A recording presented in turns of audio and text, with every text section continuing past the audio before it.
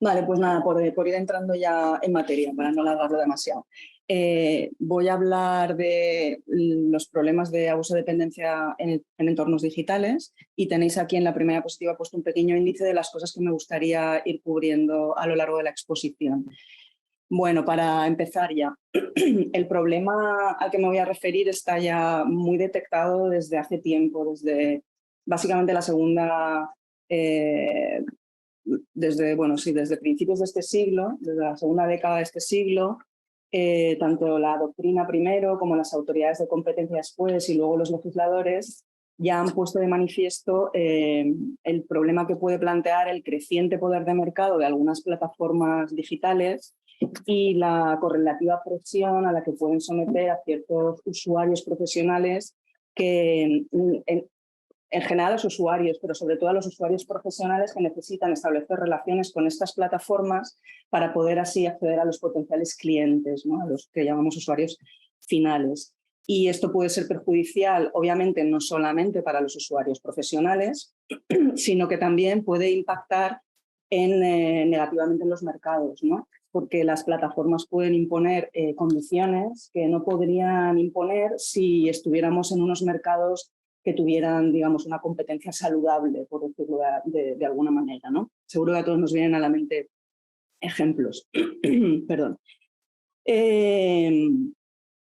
Como veis aquí, esta preocupación ha sido ya detectada, como he dicho antes, desde hace tiempo en múltiples informes. Tenéis ahí un extracto de algunos de los más importantes, donde se habla, entre muchas otras cosas, se pone de manifiesto este problema.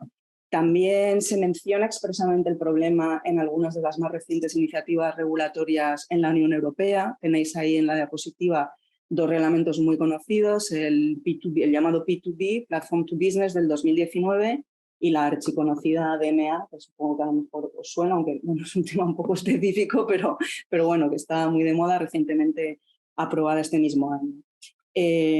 También en otros ordenamientos, por ejemplo, la orden ejecutiva del presidente Biden de julio del 2021 hacía referencia también a este problema. Y aunque es verdad que en los últimos años parece que la respuesta, digamos, legal a este problema se va orientando en esta dirección de una normativa sectorial en materia de plataformas, yo voy a defender aquí que el derecho de la competencia tiene un papel también relevante en este campo. No solo mediante las normas, digamos, más clásicas del derecho a la competencia, como pueden ser pues, las normas que prohíben los abusos de posición dominante, que no sé si os suenan un poco, las que se utilizan contra Google y todas estas, en los casos estos famosísimos, sino también mediante otras normas que vienen siendo un poquito infrautilizadas hasta ahora, que son las normas que prohíben los abusos de dependencia económica. Y esto porque cuando hablamos del poder de mercado que tienen las plataformas, podemos distinguir dos escenarios. ¿Puedo minimizar esto? No. Sí puedo. Sí. Es que si no, no se van a reducir. Son muy monos. Entonces, vemos dos posibles escenarios. El primero, que es quizás el que todos tenemos en mente, es el escenario de poder de mercado de las plataformas grandes, ¿no? Tipo Google y así, ¿no? Las que tienen un grado de poder de mercado que se identifica con lo que en Europa llamamos posición dominante. En otros ordenamientos, por ejemplo en Estados Unidos lo llaman pues, monopolización o tiene otros nombres, pero es ese grado de poder de mercado, digamos, absoluto que se ejerce sobre cualquier otro operador del mercado. Y como he dicho, pues los casos que normalmente llevan las autoridades de competencia se dirigen contra este tipo de plataformas. Los más conocidos como son pues, los casos que ha llevado la Comisión Europea contra Google, que le ha puesto varias multas bastante importantes.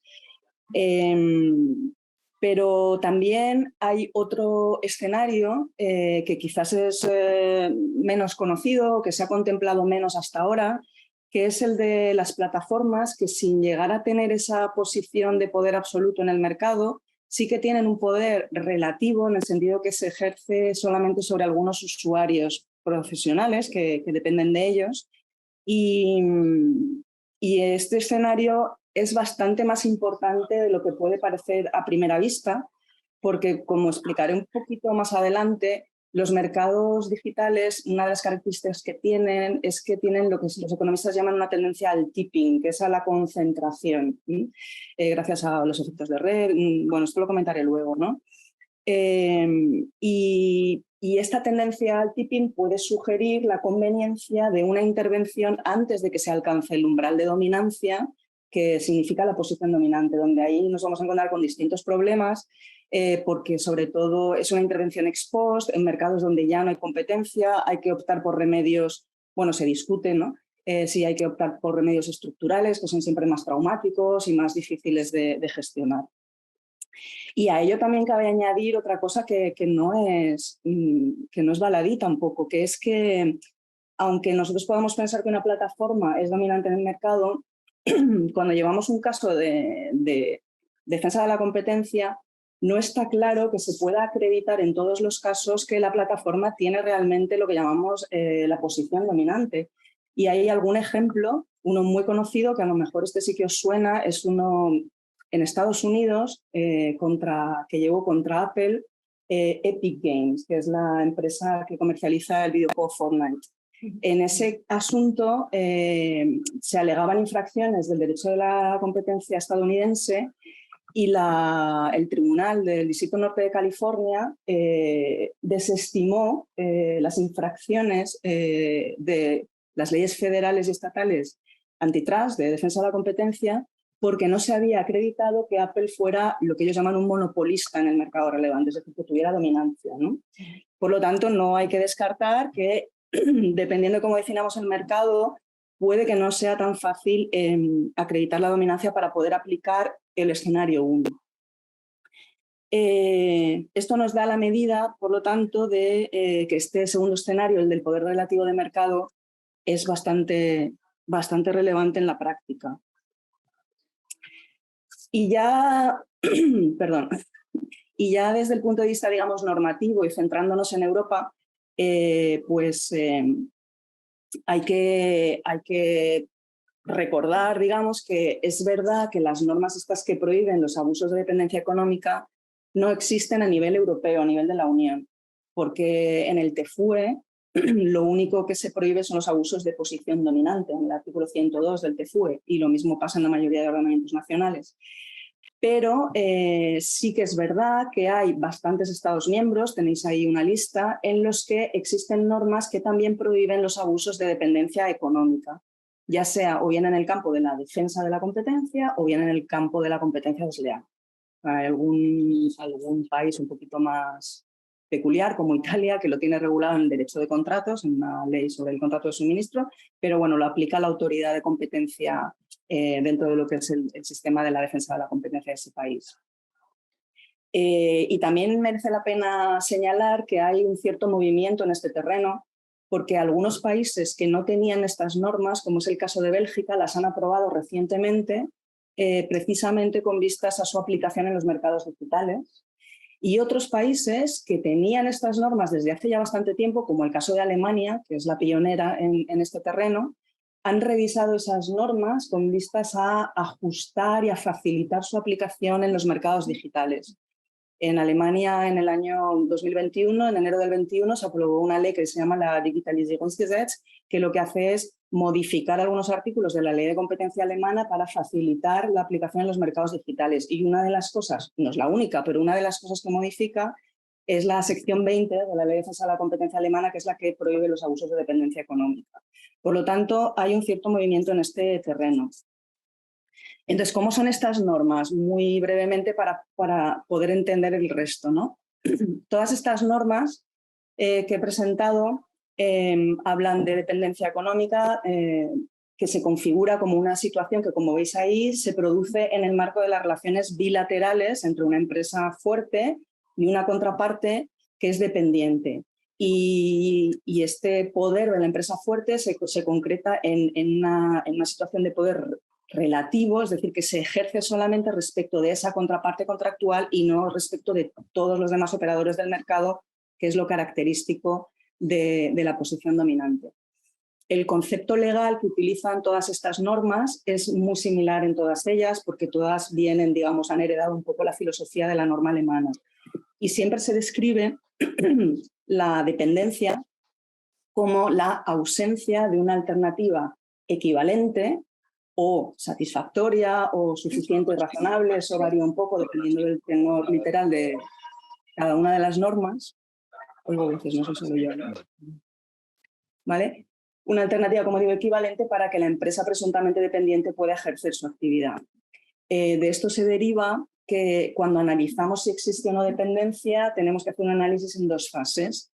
Un primer paso, evidentemente, es comprobar si existe alguna alternativa en el mercado relevante, es decir, si existe alguna otra empresa que pueda ocupar la situación que ocupaba la empresa fuerte en la relación contractual que la unía con la empresa presuntamente dependiente, es decir, pues, una empresa que pueda comprar o vender los mismos bienes o servicios. Y si esto es así, si existen estas alternativas, lo que hay que valorar es si se pueden considerar como equivalentes, porque si no son equivalentes, entonces habría dependencia. Y la equivalencia se analiza por referencia, habitualmente por referencia a dos conceptos legales que son los que utiliza la norma alemana, que son si la alternativa es suficiente y si la alternativa es razonable.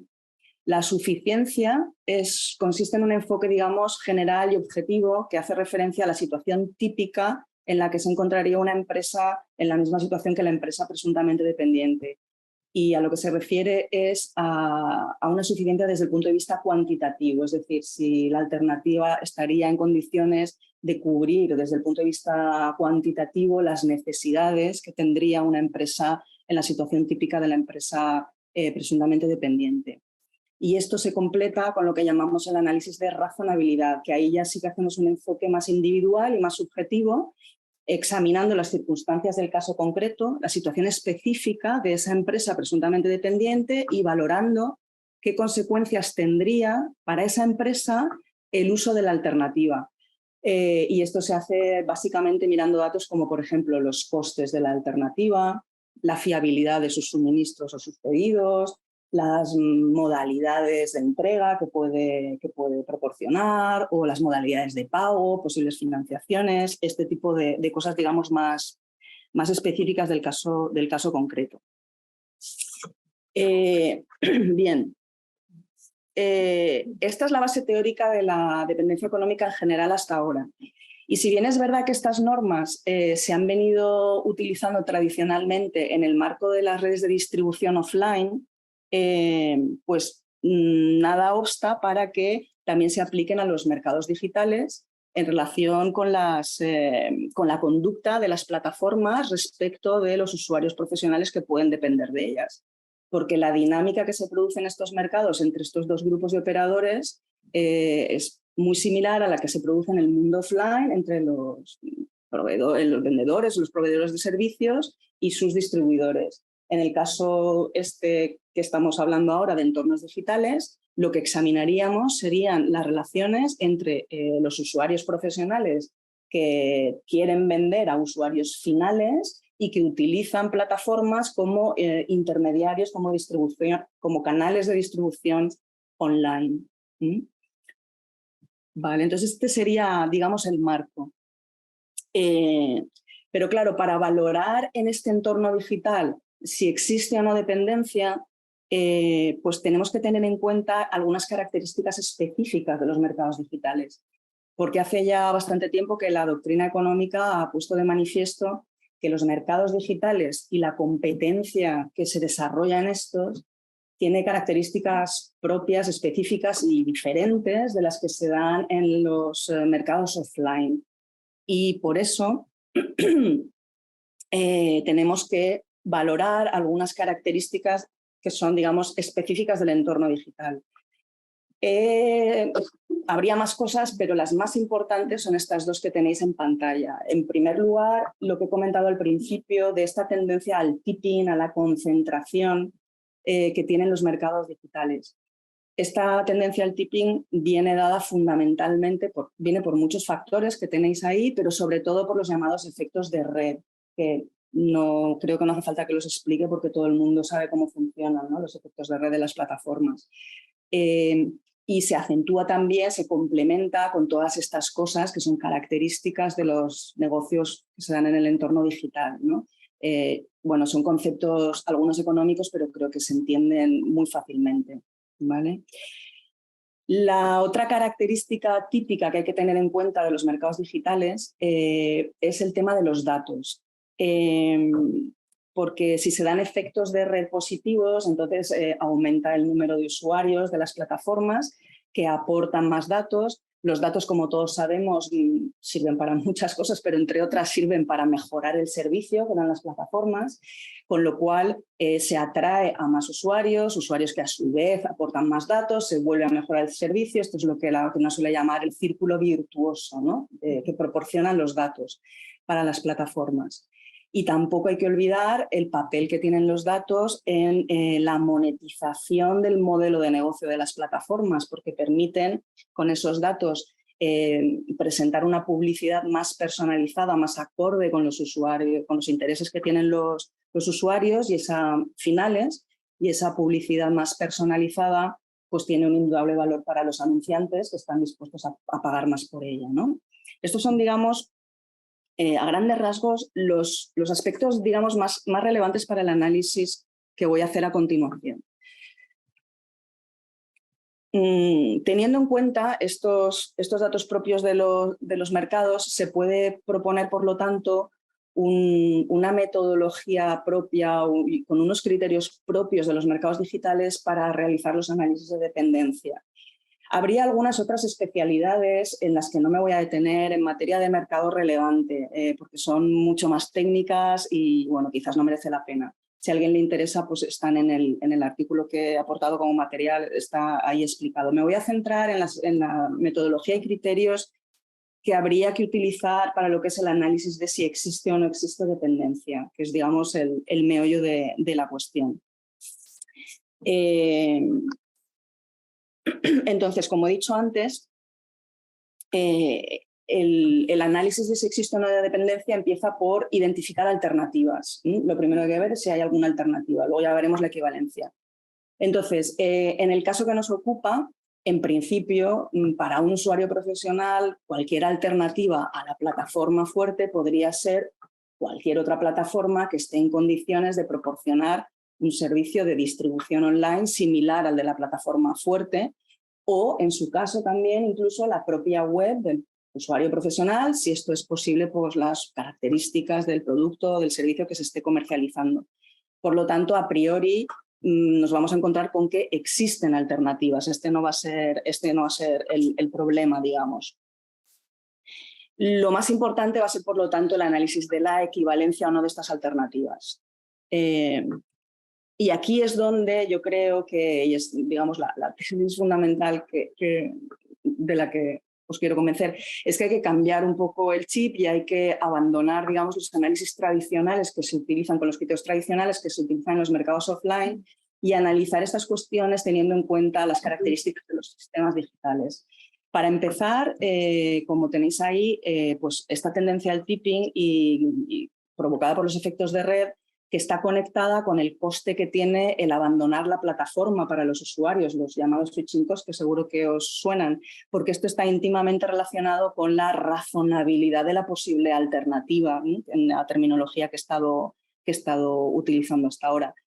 Porque si se dan importantes efectos de red, positivos evidentemente, el coste que puede tener el abandonar una plataforma que está bien implantada en el mercado, que gracias a estos efectos puede incluso que vaya alcanzando un mayor número de usuarios en detrimento de otras plataformas, puede suponer un coste para los usuarios profesionales que haga que no sea razonable este abandono en términos de la cantidad de usuarios finales que perderían, que no olvidemos que son sus clientes al final.